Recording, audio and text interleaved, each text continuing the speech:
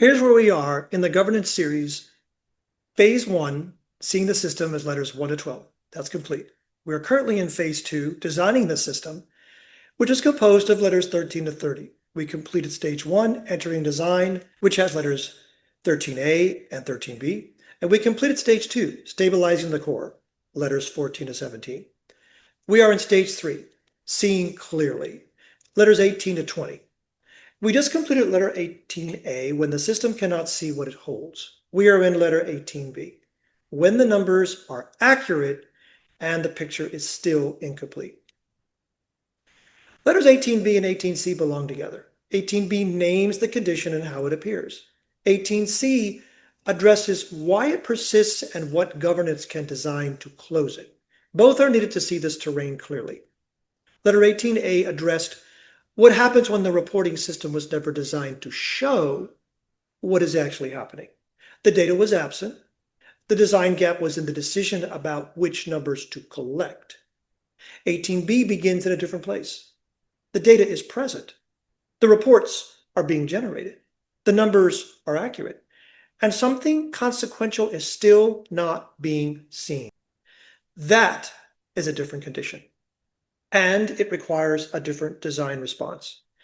Early in my work, executives would bring me in to develop curriculum, training for engineers, for sales professionals, for technical teams. Before I wrote a single learning objective, I asked one question. What do you want the students to be able to do? The response, more often than not, was a question returned to me. What do you think they should be able to do? I would describe the scope of what genuine capability development required, the time, the design, the investment, and the executive would pause. Another company, they would say, could develop the same curriculum in less time at a lower price. I would offer an illustration. If those companies were to develop a course to teach people to drive a car, they would cover the mirrors, the steering wheel, the gear shift, the accelerator, the brake, and the ignition. They would deliver the training on time and within budget. The students would return feedback surveys, scoring the experience 5 out of 5. Every number accurate, every report truthful. I wanted to speak with those students 6 months later, when the engine light came on and no one knew its signal an oil change overdue, when the spark plugs began to misfire and no one could identify the symptom, when the insurance renewal arrived and no one had been told it was required, when the vehicle registration lapsed because that was never part of the course, when the students sat behind the wheel in a situation the classroom had not prepared them for. The feedback survey measured what the training felt like. It did not measure what the training produced. The data was accurate. The picture was incomplete. The measurement answered the question it was designed to answer. The design gap was that no one had confirmed it was the question the organization actually needed answered. The majority of the time, the executive chose the other company because the numbers said it was the sound decision. A second story carries the same insight from a different direction. A request came in to prepare another instructor to deliver a series of courses at an independent central bank office in Richmond, Virginia. The individual held a significant number of certifications, highly recognized credentials, not easily obtained. On paper, every metric available said this person was qualified.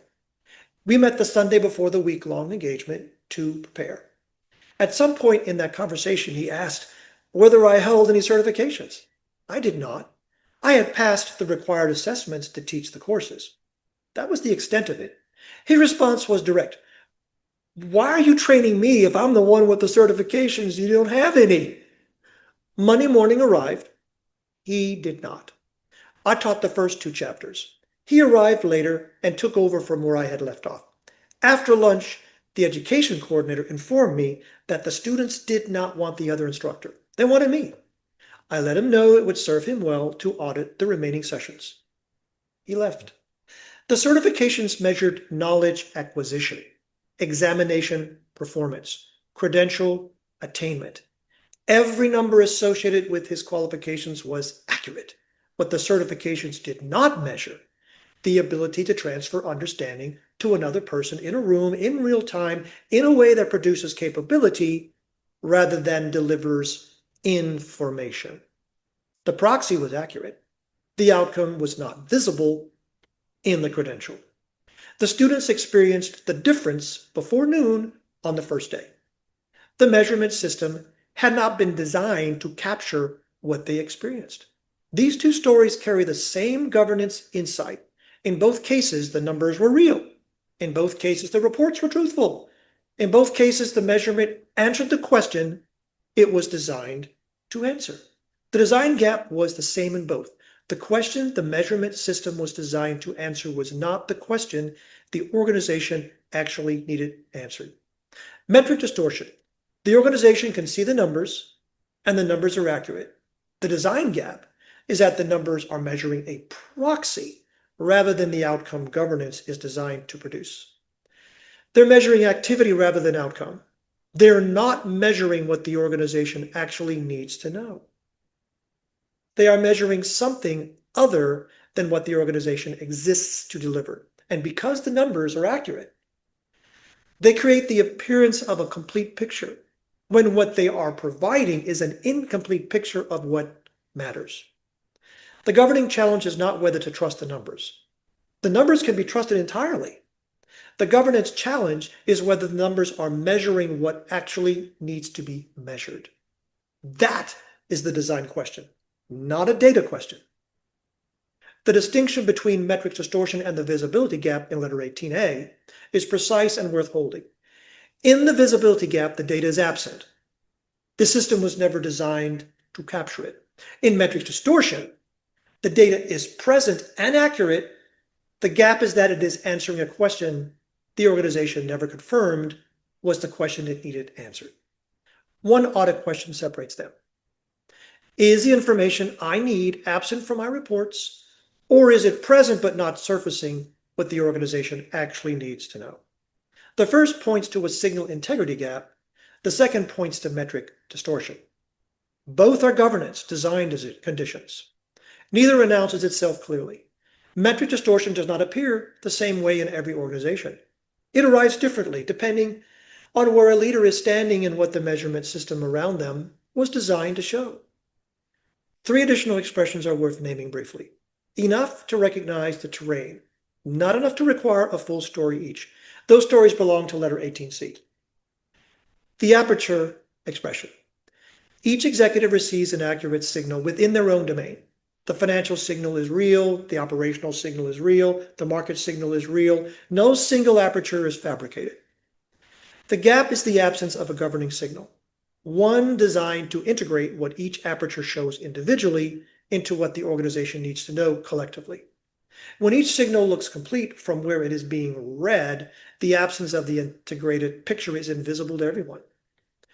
The default expression. When no one has been given the authority or proximity to define what the organization actually needs to measure, the measurement system settles into what is already available. Activity gets measured because outcome has not been defined. Hours logged, reports submitted, calls made, each observable, each countable, each reportable with complete accuracy. None of them, individually, answers the question the organization actually needs answered. Is what we are doing producing what we exist to produce? The consequence expression. When compensation, funding, or standing is attached to a specific metric, the measurement of that metric becomes structurally exposed. The design gap is not the consequence itself. Consider a sales team measured exclusively on quarterly revenue. Every member of that team knows a number. They know what hitting it means for their compensation and what missing it means for their standing. The metric is visible, the consequence is significant, and the measurement system was not designed to capture anything else. A deal gets closed at the end of the quarter at terms that will cost the organization considerably in the year ahead. Let me give you two examples. Maybe the salesperson offered a discount to move the number 30% below standard pricing because the quarter needed one more close. The customer accepted. The revenue posted, the metric confirmed success. What the metric did not capture, that customer now expects that price on every renewal. The relationship was built on a number the organization cannot sustain. And the conversation that needs to happen 12 months from now When standard pricing returns, it's a conversation no one in that room anticipated when the deal was celebrated. Example number 2, the salesperson committed to a delivery timeline or a product capability that the organization cannot actually deliver at that scale. Because the close was needed and the customer needed a reason to sign this quarter rather than next, the contract was signed. The revenue posted, the metric confirmed success. What the metric did not capture, the implementation team inherited a commitment no one consulted them on. The customer's expectations were set at a level the product cannot meet. And the relationship that looked like a win on the last day of the quarter will look like something else entirely by the end of the first delivery cycle. To reiterate, the consequence expression is a measurement system whose parameters are visible to the people being measured, attached to consequences significant enough to influence behavior, and not accompanied by governance designed to monitor the distance between what is being measured and what the organization actually needs to know. Recognizing metric distortion is the first requirement. Knowing why it persists and what governance can design to close it is the second. The driving school story ends the same way in most organizations. The 5 out of 5 score is confirmed, the contract is renewed, the curriculum is scaled. 6 months later, when the engine light comes on, the organization looks for a training condition because that is what the measurement system told it to look for. The measurement did not deceive. It answered the question it was designed to answer. The question itself was never confirmed as the question that needed answering. That gap does not close on its own. It persists through leadership transitions, through reporting cycles, through audits that confirm the numbers are accurate without asking whether the numbers are measuring what matters. Letter 18C asks, why does this gap remain hidden, and what does governance need to design to close it?